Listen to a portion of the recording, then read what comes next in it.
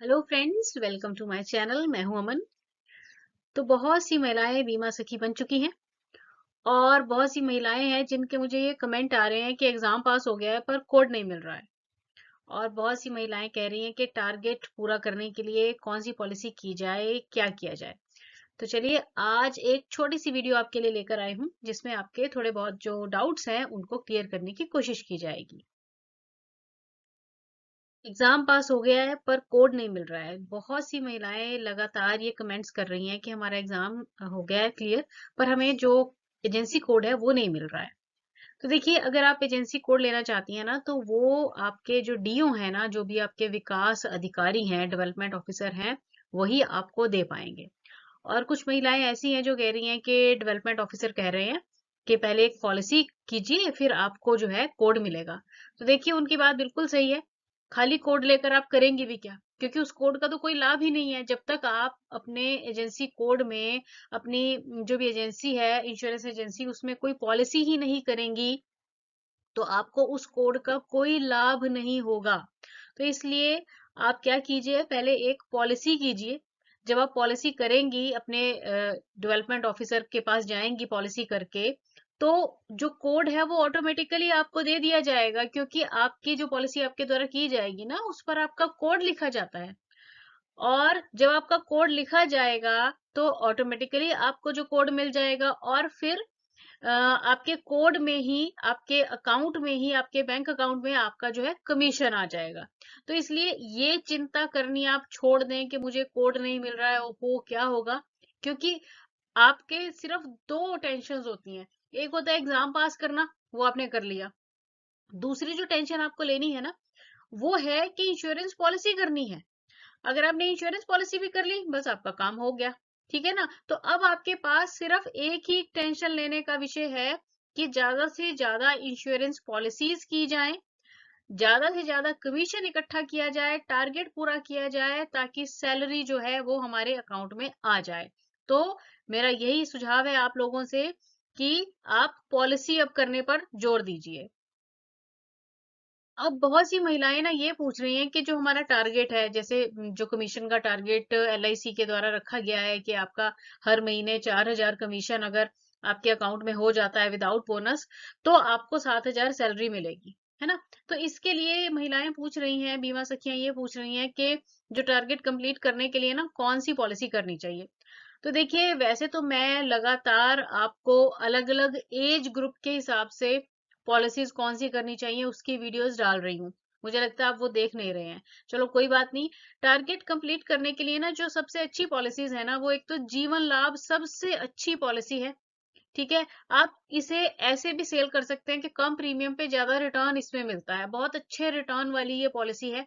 और इसमें जैसे कि मैंने अपनी वीडियोस में भी बताया है कि कम समय के लिए भी ये दे सकते हैं। मतलब जो सबसे छोटी टर्म और पीपीटी का इसमें कॉम्बिनेशन है ना, वो 16-10 का है। यानी कि 16 साल की पॉलिसी है, पर जो प्रीमियम है ना, वो सिर्फ और सिर्फ 10 साल ही देना है।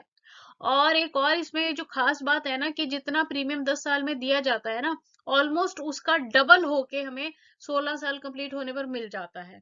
तो इससे अच्छी पॉलिसी और कौन सी होगी? तो आप जीवन लाभ जो पॉलिसी है, इसे ज्यादा से ज्यादा सेल कर सकते हैं। उसके बाद जीवन आनंद पॉलिसी बहुत अच्छी है ना? अब जैसे ये जो जीवन लाभ पॉलिसी है, इसमें तो क्या है कि एज लिमिट भी 8 साल से लेके आई थिंक 59 ईयर्स तक है।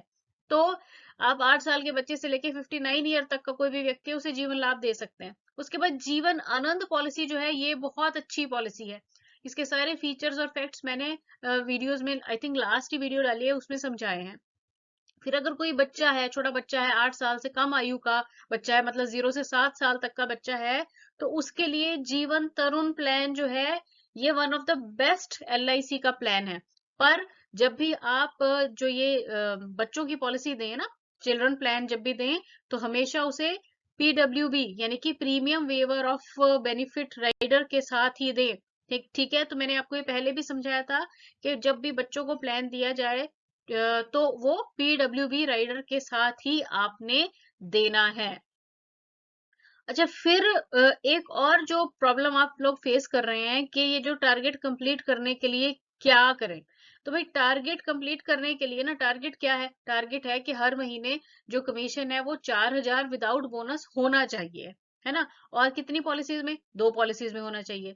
तो अब उसके लिए क्या किया जाए, क्योंकि अगर मंथली प्रीमियम ले रहे हैं तो जो कमीशन है वो कम बन रहा है। तो उसके लिए ना आपको क्या करना पड़ेगा, थोड़ा सा टैक्ट लगाना पड़ेगा, दिमाग लगाना पड़ेगा। अब वो दिमाग क्या लगाना है कि प्रीमियम जो है ना वो हाफ ईयरली या फिर ईयरली मोड में जमा करवाने के लिए अपने प्रोस्पेक्ट को प्रोत्साहित करना होगा। मतलब आपने अपने प्रोस्पेक्ट को भी लगाइए, दिमाग लगाइए कैसे करेंगे। मतलब जो प्रीमियम है ना, अगर आप हाफ ईयरली या फिर ईयरली मोड में जमा करवाएं, ठीक है, मतलब बजाय कि ये कहने के कि आप हर महीने जमा करवा लो, कितना इतना सा ही होगा, तो आप उसको ऐसे प्रोत्साहित करें कि भी साल में एक ही बारी तो प्रीमियम देना है, ठीक है, या फिर साल में 2 ही बार देना है।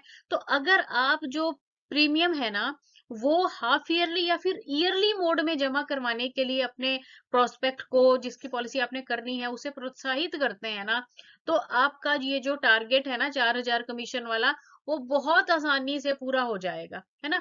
अब आप कहेंगे कि भाई ये कौन से लोग हैं, मतलब किन लोगों की हाफ ईयरली या फिर ईयरली मोड में जमा कैसे करवाया जा सकता है। अब देखो कि ना हाफ ईयरली और ईयरली मोड में जमा करवाने वाले जो प्रोस्पेक्ट है ना, उनमें क्या है, उनमें एक तो ना किसान लोग आ जाते हैं। अब देखो किसानों की क्या है कि साल में 2 बार फसल आती है, ठीक है ना। अब जब उनकी फसल आती है तो उस समय उनके पास पैसा ज्यादा होता है, ठीक है। तो जब जिस व्यक्ति के पास ज्यादा पैसा हो, ठीक है ना, तो उसे आप उस समय हाफ ईयरली या फिर ईयरली मोड में जो है प्रीमियम जमा करवाने के लिए कहें, ठीक है ना। क्योंकि देखो एक तो कैटेगरी होती है जो जॉब वाले लोग हैं। अब जॉब वाले लोगों को तो हर महीने बंधी हुई सैलरी आएगी, तो उन लोगों के लिए तो मंथली प्रीमियम जो है मोड वो सुटेबल रहता है। पर कुछ ऐसे कैटेगरी के लोग होते हैं, ऐसे बिजनेस वाले होते हैं जिनका जो काम है ना वो पर्टिकुलर सीजन में ना ज्यादा होता है, ठीक है ना। उनको मौसमी दुकानदार कह देते हैं, मतलब किसी पर्टिकुलर सीजन में उनका काम ज्यादा होगा। सपोज जैसे अब सर्दियां हैं, है ना, सर्दियां वैसे तो अभी खत्म हो रही हैं, सर्दियों में ज्यादा जो काम है वो किन लोगों का, जैसे ऊन वाले लोग होते हैं, या फिर जो पर्टिकुलरली सर्दियों में मेवा बेचने वाले लोग होते हैं, है ना। या फिर आप कह लो कि जैसे अभी शादियों का सीजन चल रहा है ना, तो मैरिजेस सीजन में क्या होता है, जो भी लोग इस बिजनेस में होते हैं, जैसे कैटरिंग वाले हो गए, टेंट वाले हो गए, या फिर फूल वाले हो गए, है ना। तो ऐसे लोग जो पर्टिकुलरली मतलब उनका सीजन होता है काम का, तो ऐसे लोगों को अगर आप अप्रोच करेंगे और उनसे आप हाफ ईयरली या फिर ईयरली मोड में प्रीमियम जो है ना वो इजिली जमा करवा पाओगे। तो अब ये आपने थोड़ा सा दिमाग लगाना है कि मैं किसे पॉलिसी दे रहा हूँ और उससे किस तरह का प्रीमियम जो है वो मैं कलेक्ट कर सकती हूँ। बहुत सी बीमा सखियों ने ये प्रश्न पूछा कि जो कम इनकम वाले लोग हैं, है ना, उन्हें कौन सी पॉलिसी दी जाए। तो देखिए हमने ये पहले भी बात की है कि जिनकी इनकम कम है, लो इनकम ग्रुप वाले लोग हैं, उनके लिए 2 पॉलिसीज ठीक है। इनमें एक तो आ जाती है बीमा ज्योति, 1.25 लाख जो है इसका सिर्फ सम एश्योर्ड है मिनिमम। और दूसरी है माइक्रो बचत।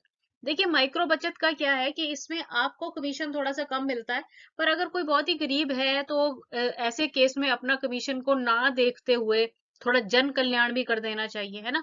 पर मतलब अगर आप टारगेट पूरा करना चाहते हैं ना, अपना 4,000 का कमीशन चाहते हैं, तो उसमें माइक्रो बचत आप ना दे तो ज्यादा बेटर रहेगा, ठीक है। उसमें बीमा ज्योति आप दे सकते हैं, और बाकी जो मैंने पहले भी बताया जीवन लाभ वगैरह पॉलिसीज हैं उनको कीजिए। मतलब पहले आप जो मेनली 2 पॉलिसीज ऐसी करें जिनसे आपका कमीशन का जो टारगेट है ना वो पूरा हो जाए, उसके बाद माइक्रो बचत करते रहो, वो तो आपकी इच्छा है अपनी, है ना।